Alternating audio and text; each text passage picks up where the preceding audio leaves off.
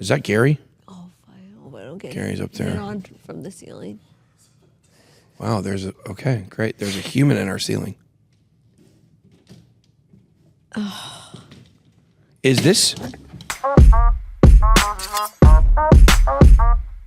Welcome back to Forever Frenemies show. Oh, I think I got a cramp on my foot. Okay, all right. So, Funny story. what? Funny story. What was it? Funny story. So my uncle's pretty big. My uncle, about probably 280, maybe 300 pounds, depending on the year. Okay. He's lost weight, gained it back, whatever. My uncle and I were hunting. He's my hunting guy. Hunting up in Kentucky.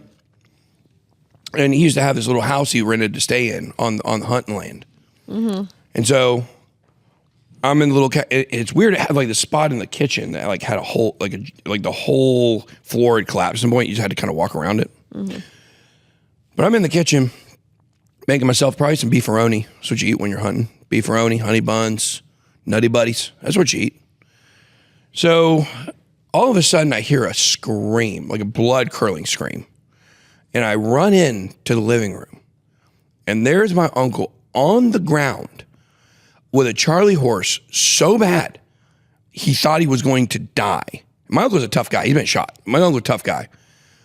And I walk in there and goes, grab the mustard, give me the mustard. And I'm like, it's a weird time to eat a sandwich. Sure, so I go in there, get the mustard. Apparently mustard takes away cramps, know? Pickle juice and mustard both. Eat it? What's that? You eat it? Yeah. Well, the pickle juice, you drink it, obviously. For period cramps, too? I've not yet looked into becoming a birthing person, but we talked about it on a show before. Yeah. Well, I've never had a period cramp. A period's definitely cramped my style before. You're so dumb. You're so dumb. So I run in there with the mustard and just start squirting him in the mouth with it. And it goes away. He says thank you and gets up. It was amazing. No, I'm just kidding. I didn't actually squirt him in the mouth. Yeah, you did. I ran the mustard in there. You did. Thinking he wanted me to squirt him in the mouth. And I held it out in front of him, ready to squeeze. And he grabbed it out of my hand and then drank it himself. Okay. I thought he was going to die. Thanks for your cramp story. What are you eating? These are chicharrones. Chicharrones? Chicharrones. That's fried pork rinds. But Allison found these. They're chili limon with tahini seasoning, and they are so good. I'm eating keto right now. I try to do keto too.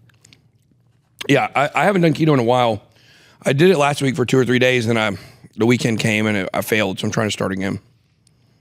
There's a Core Power vanilla. Core Power, please sponsor us. Core Power, please sponsor us. We love you. Yeah, we need sponsors. It's by a company called Fairlife. Yeah, which is interesting because life ain't fair. You know, BlackRock owns most of these companies, like all the companies that we think are. There's only 11 companies in the world. There's only like 11 companies in the world that own everything. There's this guy. He's going to come on my show, but he has a whole video series where he goes in grocery aisles and he analyzes who owns what there. Yeah. And none of it's private owned. It's all none of it. BlackRock and Vanguard has a big stake in like all these companies. They sit on the board of all those companies. Right. That's scary. That should be legal. That's like. But you got like Pepsi, Coke, Procter and Gamble, Johnson and Johnson. Those companies own like Monsanto, or is that they own a lot of stuff too, right? I think so. I think they're one of them. I think, but there's a handful of companies that own almost everything. And that's sad. Yeah. I wonder if it's like that in Europe. I don't think it is. I think a lot of stuff there is, let me tell you, Europe is strange. Well, so why don't we tell the audience this? So if you guys don't know, we filmed a bunch of episodes in Estonia for NFT Talent, which is an amazing, it was super cool. I loved it. It was very intimate, and we got to sit at a policy meeting. Of course, not like that, boys. Good. Yeah, not like that. But we got to sit on a policy meeting. Crypto Twitter got so mad. I hated it. They got so mad about it, but we're trying to advocate for retail. We're trying to advocate for positive crypto asset regulation because let's face it, it's next to impossible to do anything in America. Crypto in America is under attack right now. And the fact that, the thing is that what people are so mad about, anybody could have gone. Mm-hmm. Anybody could have gone to that policy meeting. All you had to do was show up at NFT Talent and network and talk. There was like 100 people there. and people refused to. So the people that were mad about it could have actually been there and done a better job than us. They couldn't have done a better job than me, but sure. They could have. But anyways. I'm pretty good at speaking to the government. Are you? Yeah, you were there for my talk. You talk so much, though. I know, it's hard for you to, I know. It was just too much. It could have been shorter. But anyways. Well, I didn't know what I was going to say when I got up there. I do that too. It's fun. Yeah. No, but more. I did my stand-up. Were you there for my stand-up comedy thing? No, they invited me to go, but I didn't want to go to. Because you're not funny. Well, I could have roasted you in person. Yeah. Which would have been great, but I just didn't. I'm going to go to. I'm right here, Wendy. Roast me. Do you want me to? Are you asking me to bring you a chicken rotisserie? Funny story. Did you know that Boston Market was the #1 fastest growing fast food chain of all time? It went from like nothing to like stores all over the country in like a year. Why? Because it was the first place that sold rotisserie chickens. So what happens is once Boston Market starts having these rotisserie chickens, the grocery stores start having their own rotisserie chickens, like, Publix or Kroger or whatever. I feel like they had rotisserie chickens before Boston Market. No, they did not. Boston Market brought the kind of retail rotisserie chicken to the market. As soon as all the grocery stores started doing it, Boston Market became not popular anymore because you didn't have to go there to get it anymore. So the rotisserie chicken was actually the thing that made it go parabolic and then also crashed it down when it became open to the rest of the market. Funny story. Oh. Look, it's really interesting. Well, back to Estonia. Yeah, let's go there. Oh, we already went. But yeah, people are so mad about the policy meeting that anybody could have gone. People are lazy and they refuse to get off behind the screen because they're too busy using their hands for things, looking at things. Feet pics, using their hands on feet. Yeah, or wish they could, but yeah. These toes ain't for sale. Aaron, can you put your foot up here again? Sorry, go ahead, continue. So there's a series of events that happened in Estonia. So we filmed a bunch of episodes. For some reason, I don't know how, the audio, like the media didn't work well, and a very well-known exchange actually lent us their camera person to do this. And so it was very frustrating, but it worked out. That's okay. But I left, let's tell people all the things that happened. Yeah. I left my wallet in the Hoover on the way to LAX. In the Hoover. The Hoover. My father-in-law calls it because the they suck. Literally. No, but this guy was so nice. He brought my wallet back. But this is the first time I'm traveling internationally since COVID. I'm like, I was yelling and screaming at Wells Fargo because they messed one of my accounts up. Something happened. And so I left my wallet, my ID, everything in the Uber. And the guy was nice enough to bring it back. Yeah. And then while we were at the connecting the flight, I think from Amsterdam to Tallinn, Seth left his passport in the plane. So it took him like an hour to get nobody at the airport. I think, or maybe it was, I don't even know what country it was in. No, but all the staff was just standing around. They wouldn't help. So we had to go to the passport police or the border police or something. They lit a fire into those people's behinds. Yeah. So thank goodness Seth was able to find his passport because we wouldn't have traveled. He'd be Estonian now, or Amsterdamian. No, he would have stayed in Amsterdamian. Yeah, but it was really stressful, but we made it there. And then like we ran into each other because actually you didn't want to stay at our hotel. Our hotel was really nice and it was absolutely ridiculous that you didn't want to stay at our hotel because Allison said it was not good enough for me. Allison tells me what hotels I should go stay in. Because we have a rule here, only the finest.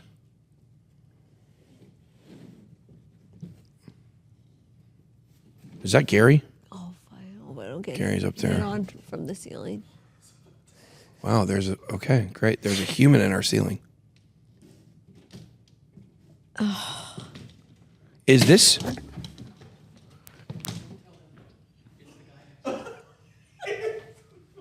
Can you see him? No, I just didn't want the ceiling to fall on me. Wendy, the ceiling's not going to fall on you. Oh, she really got scared, guys. Her face right now is terrified. It's genuine, too. I know what Wendy looks like when she's scared. Yeah. Wendy's a snorter. She's a snorter. Whenever you tell people you're a snorter, they want to see it. She's a runner. She's a track star. Is that how that song goes? She's a snorter? So anyways. Wow. What had ended up happening was you refused to stay at the hotel with us because you're absolutely ridiculous. And Well, if you're staying there, it's obviously not good enough for me. you know what? We're balling on a budget. So I'm so scared this person's He's not gonna fall on me. We're gonna get him to hold off for a few minutes. Okay, so They're putting up TVs, I think, for NFTs in there. Oh, okay. So, but you got hit by a bus. I got hit by a train, actually. It was a train I got hit by. Yeah. Do people want context on that story, you think? Yeah. Oh, okay. No, I need you to, because like, what idiot American goes to another country and like leaves their hotel at like 2 a.m. to go get a Red Bull or to go get a snack? No, that was when I fell on the scooter. That was the night before. Okay, those two things. So you fell on a scooter one night and you got hit by a train the other night. So please run us through these events so I can just tell you how stupid you are. Okay. You do that every show. Well, this time I'm going to actually say you're stupid. You literally do that on every show, Wendy. Well, I'm going to intensify. They call you Wendy because you're full of hot air. So basically, the long and the short of it is, these are two different instances. Now, I'm actually really good on a scooter. And this is going to sound ridiculous considering what happened, but I'm really good on those little scooters. So what happens is I get thirsty and there's no water at the hotel. There's no drinks at the hotel. You don't drink water. Well, I mean, when I'm thirsty, I'll drink anything. That's almost a lie. You have RFED. Well, that's true. You can choose RFED. Well, right. There's some things that I would not choose to drink. Like, I don't like, what kind of drinks do I not like? I don't like unsweet tea, for sure. It's awful. You don't like what? Unsweet tea. Only sweet tea. I like unsweet tea. Yeah, because you are not from the South, which makes you weird. You're not from LA, and that makes you weird. I'm born and raised LA. Yeah, well, I'm born and raised in the South where we like sweet tea. The dirty South. The dirty South. Shawty, shawty. What do they call boys? Like, because, like... Boys? What? Like, they call girls shoddy. Well, I mean, it's like... girls will call guys shoddy as well in the A. If they're having conversations or having girl talk, oh, shoddy would. Yeah, they'll do it. There's not like a term for men, I don't think. Anyways, would you? Are we? I don't know. I've never. Okay, so you went. You thought it was a good idea to go in a different country where it's dark for like 18 hours a day. Yeah, it gets daylight at 4. There's shady people walking like at night. Oh yeah, I thought it looked like the Russian mob was walking around there. Yeah, so you thought it was a good idea to go by yourself. I knew it was a little risky, but I have big onions, so I don't care. Look, I'm the kind of person a lot of times, like if I'm out in a place I shouldn't be, I so obviously shouldn't be there that the people are usually more scared of me than I am of them. Does that make sense? I wouldn't be scared of you. Depending on the context. No, I wouldn't be scared of you. Well, you come from the streets, Wendy. I do come from the streets. So you have the same thing I do. You just don't get. I don't get scared either. I don't either. Like there's very like I can actually feel when somebody has malicious intentions towards me. Yeah. And that's when it's not that I because you're a witch. No. Oh. But she also is a witch. Go ahead. Well, my ancestors do work overtime. I will say that because to protect me and my sisters because we've been put in a lot of interesting situations. But what I will say is that I get feelings when somebody's like an evil person, like when they're bad, they're going to do harm against me, and then I'm like, ugh, a little bit like that. But I'm. Is that why you sit so far away from me on the couch? No, you're like my brother, and you're just gross. You're really just a disgusting person. Is all. Thank you. Yeah. So. Okay, so listen. So I'm in Estonia. I'm thirsty. At 2 a.m. and you're full of it. There had to be water there. There was not water in that hotel. Did you go to the desk, the concierge? There was nobody at the desk. I don't believe you. How could you be staying? There's a person at the desk the entire time at my hotel, and apparently I'm low class. Mine is a little more of a boutique hotel. It's probably not a corporate hotel. You know, it's not in a hotel group. It's just the guy when he wants to let you in, he lets you in. When he don't, he don't. You know. So how'd you get back in the hotel, Ben? Well, I had a key. My nail broke. After you just cut me down a minute ago, I have no sympathy for you and your nail. I'm glad it broke. Thanks. Yeah. So I have no drinks. I'm very thirsty and I'm very hungry. Like I want a snack. So because you didn't eat dinner that night. Right. Because remember, and you guys, we went to this, so Europe is kind of weird because Europe, they don't have like signs in front of stores. So you have to like go in these weird buildings and like find things. It's like a scavenger hunt, like Where's Waldo? So we're all hungry as a big group of us. Then what happened is that we tried to get reservations at this really nice hotel. Apparently, They told me no. They told Ben no, and I tried to pay him off. I tried to bribe him. They still wouldn't. Let me in. Tried to give her like $300. $300. She was like, no. Well, we'll get to people in Europe refusing money. That's a whole other story I want to talk about. But okay. So I remember there was a Circle K near the place where we went and had where we went to the first party we went to on that night. Remember, it was the gas station was right next to it.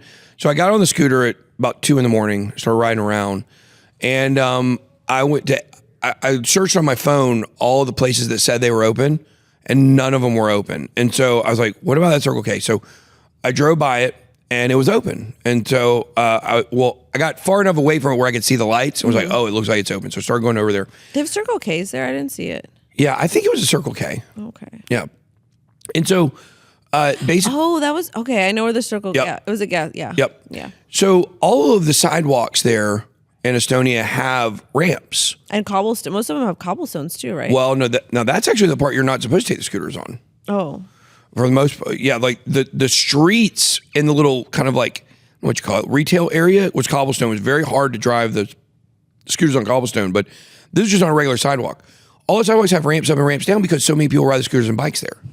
So I decided, okay, like I'm in a little area where they're doing construction on the sidewalk, but it's fine. The sidewalk just dropped off like a cliff at the end of it. And I was riding the scooter with my right hand, and I was looking at my phone with my left hand. Mm-hmm. I think I was trying to adjust my music or something. I had some AirPods. Trying to adjust my music. I'm riding the scooter, and then all of a sudden I look down, and I'm about to drop off. And I land, and I tried to save it. But if I would have had two hands, I would have been able to save it. But since I only had a wrist in one hand, I couldn't stabilize. And I ripped a hole in my Gucci jeans, which people think it's cool now because it's supposed to be there. And I still got some marks on my hands where I hit the pavement real hard. I bounced up real quick. Yeah, like I was bleeding. I was bleeding very bad on my hand, bleeding on my knees. And, not that it, blood don't bother me really, but. I'm sorry that happened to you, but the whole thing was ridiculous, Ben. Oh, yeah, I should have been out there. Yeah. You should not. That was dangerous. But that ain't never stopped me before. You probably should think about those things before you do them. Oh, I know the risks I'm facing. I understand the risks. I'm just willing to take them. When Daddy needs a juice, Daddy goes and gets a juice from the store. Who talks like that? Me. I'm just a baby.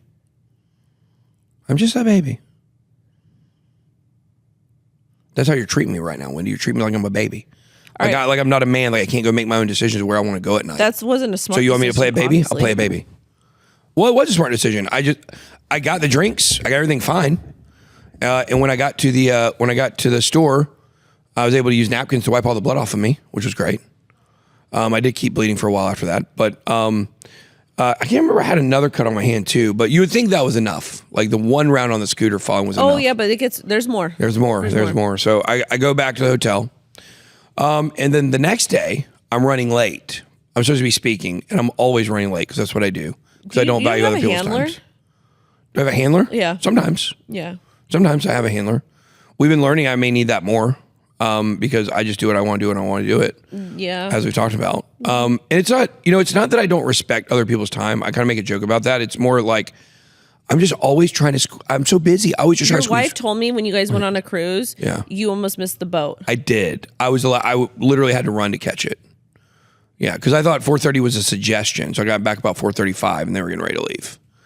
I pulled up and they were undoing the ropes. Yeah, and it was my own cruise. It was the Bitboy cruise. Yeah. So, but it usually always works out for me. I always make it just in time. Okay. And so I am going to the event to speak. It's my main stage, and I'm on the scooter and I look, and there's an intersection in front of me, and so the intersections are pretty dangerous, like because I'm in a new place. I don't really know. Like there's a lot of traffic. In Estonia or? In Estonia. Okay, yeah. And so I'm looking and I see the signal says go, like walk or scoot across the sidewalk, like across the intersection. You got the green light. So I'm like, okay, cool. but I need to make sure that there's no cars coming because these people around here might drive crazy.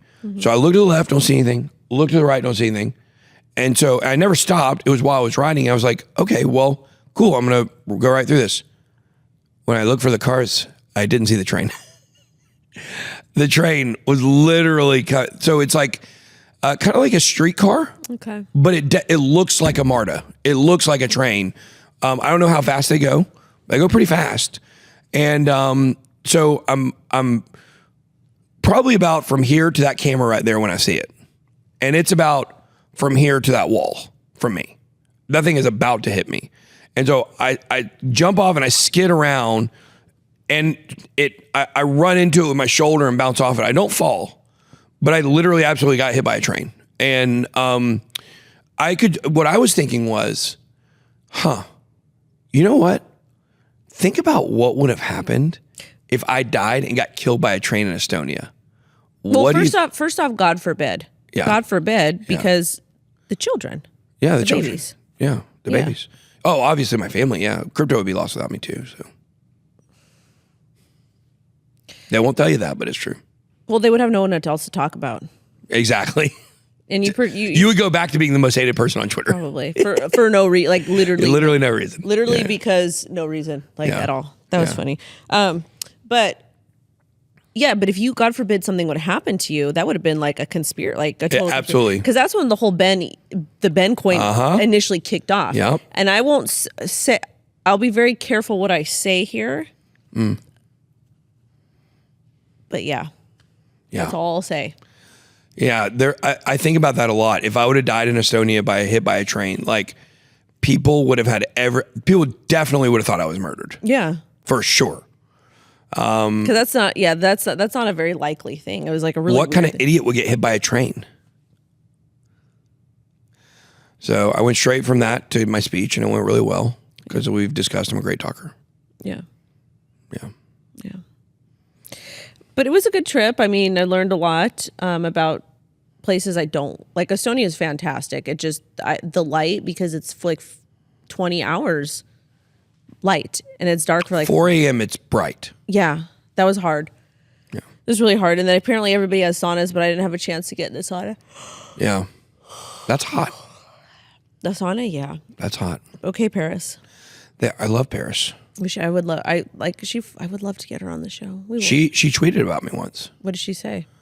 I defended her on my show one time, and she took the clip and tweeted it and said like, "Thank you for the support," or blah blah blah blah. Yeah, because for some reason, people automatically think that women are idiots, and most of us are not. Well, they group. There are some. Oh yeah. They group. I know one for sure. There's actually terrible women in crypto. There's there's actually a lot of very terrible women in crypto. They call them the Bitcoin baddies.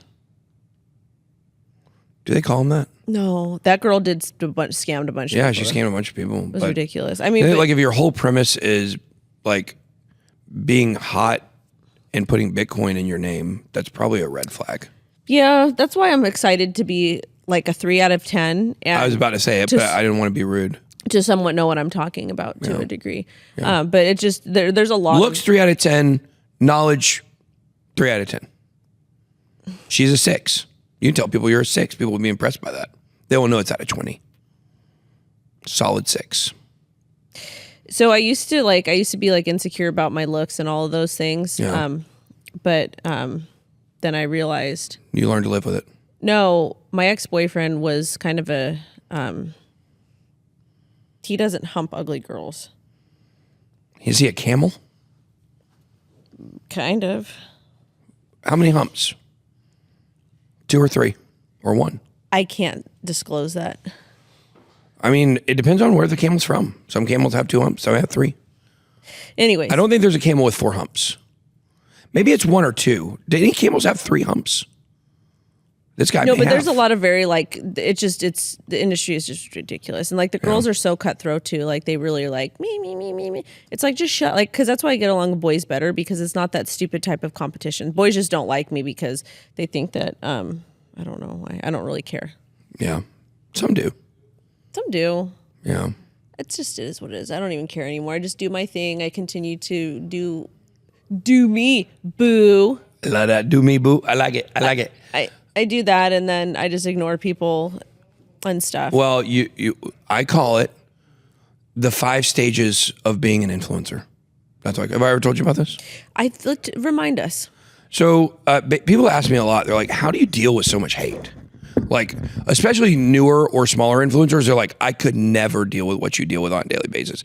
I just did an interview with a guy, and like, he's always like, bro, if you're struggling, you can come talk to me. And I'm like, I'm good. Like, the internet don't bother me. When people see me like flame somebody on the internet or defend myself or go after somebody, it's simply because in that moment, I just want to do it. I don't have to do it. I don't need to do it. And I think I have pretty funny insults. So I like to play better. No, they're not. They're so much better. No, yours are. I mean, if we call it a 4 out of 10, we'll get you up to a 10. So the point here is you have the 5 stages of grief, right? Mm-hmm. It's basically the same thing with being an influencer. And most people will get stuck at one of these stages and they'll never be able to progress out of it, and it will drive them out of being an influencer. So the first one is denial, right? Denial. You know what? These people are making fun of me because they don't know me. These people are saying this right now, but it's going to go away. Oh, once people really get to see my content or I get better, it'll go away. You're in denial that people are just bad people. You're in denial that people just like to hate. So you go through the denial stage. After the denial stage, then you get to the negotiating stage. Like negotiating with God is what's called in grief, or bargaining with God. It's like where you say, okay, if I do this, this, and this, then they'll like me. Okay, these people are making these comments about me. Let me change that one thing, and then I won't have any problems. It's a very smart tactic for women in crypto, so that the boys are like them. Yeah. They talk crap about other women and they degrade other women. Yeah. And it's a very, very good tactic, and it works. I don't want to do that though. No. I think it's terrible. I can't lower myself, and I also couldn't let somebody else run my account for me. But anyways, go ahead. I've had people on my team tweet for me before, and it's a disaster. There was like a time where I was getting really attacked for something stupid. So I just had someone take my account over for like a month, because it was like, when you're getting rape and death threats against you and your children, that's something I just don't want to see. Yeah. I think when the Atozi stuff was going on, I think I took maybe a day off Twitter. Yeah. Because it was so much. But it was like, it was all like 13-year-olds, which was tough for me. Those are the meanest ones on the internet. They're mean. They're really mean. Well, they have no context for humanity at 13 years old. Right. You know, you don't develop that apathy or empathy, excuse me, till you're a little bit older, really. But the point is that the third stage is anger. You're just angry that people are making fun of you. People are picking on you. People are saying, and you get, so mad that you don't even want to look at it, or you throw your phone, or, whatever. You're constantly being mean to everybody else because you're angry. Then you go through the fourth one, which is depression, to where it sets in like, holy crap, like this is not going to go away. You want my nail? Sure. Get out of my face, Wendy. I want your stupid nail. You're broke?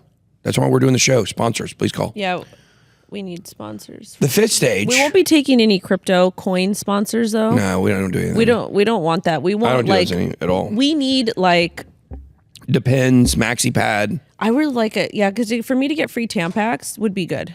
Yeah. Those are expensive. How does that benefit me? You I don't need benefits. I'm already rich. You can sell them on Amazon. I'm trying to think, if you get Tampax, what I should get. I want Rogaine? Like some men's Rogaine. I have great hair. I want like men's prostate medicine. I wake up a lot in the night and pee. I'm starting to see some problems. Keeps me awake at night. So prostate. Both of my nails broke. Wow. That's symbolic. For what? You have a broken soul. Yeah, no shit. No, but I would like maybe a food sponsorship, or like.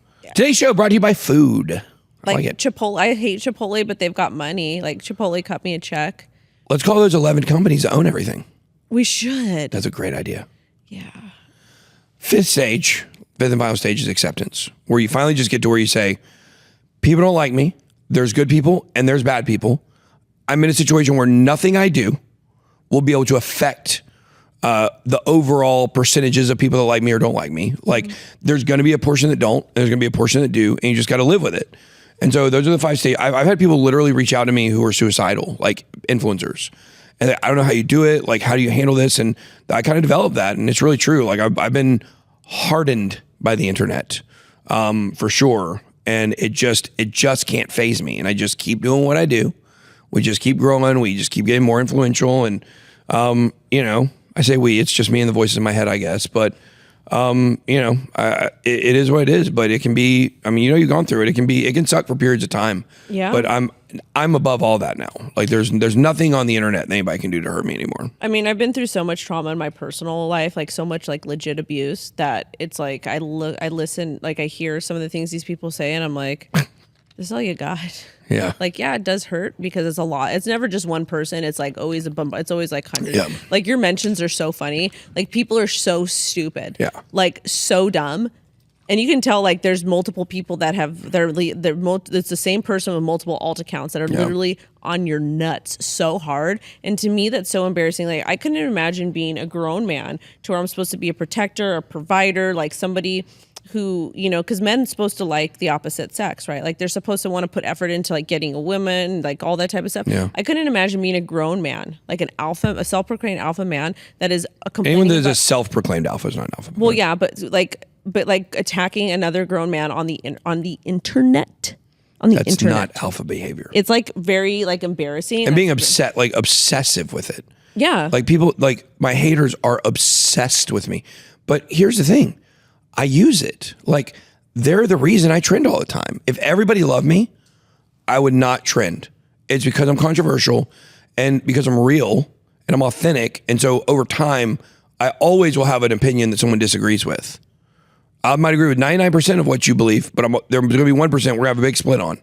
And so over time, constantly, like, you know, people get upset because I don't like their coin, or I turn on their coin, or I don't like the platform they use, or, you know, I don't like their standpoint on something political, whatever it is. You know, they decide one day they're going to, and going after Bitboy is a niche in crypto.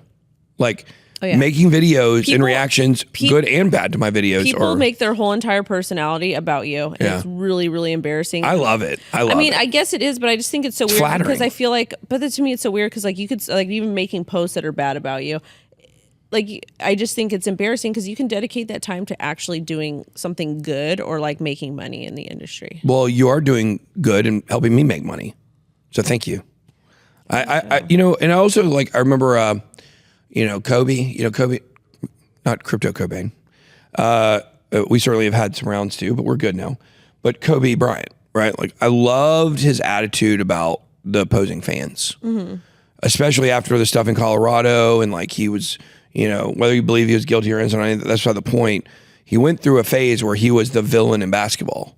Really? Yeah. And for years, it was when they weren't making the playoffs after Shaq left. And every time he went into the opposing arena, the louder they booed him, it energized him. He just got to where the boos from the crowd and the hate motivate him so much to shut them up that the haters drove him. Michael Jordan, most competitive person probably in history. Michael Jordan would find, they call it bullet board material, from other teams and players he played against, who never even really did or said anything against him. He'd be like, they haven't said anything about me. I know they hate me. You know what I mean? Like use that as motivation. I didn't really understand that back then, but I understand it now. And so, you know, one day, you take, for instance, a guy that was on Twitter that I got hacked recently.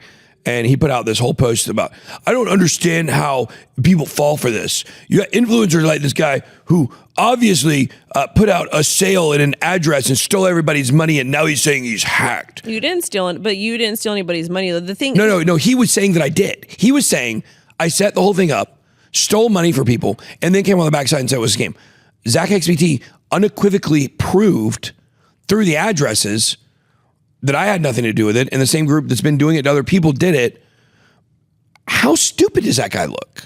He comes out so unequivocally. He's definitely a scammer. He definitely did it. No, sir. You're factually 100% wrong. You look like the biggest dumbass on the internet today. And I enjoy that. I enjoy factually over time the things that people say about me being unproven, being proven to not be true. Now, they'll never recant. They'll never apologize. They'll never admit they were wrong.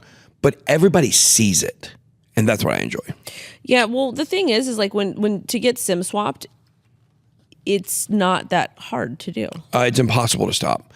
They say there is something called Ifani. I haven't looked into it, but it's impossible, or that it prevents it.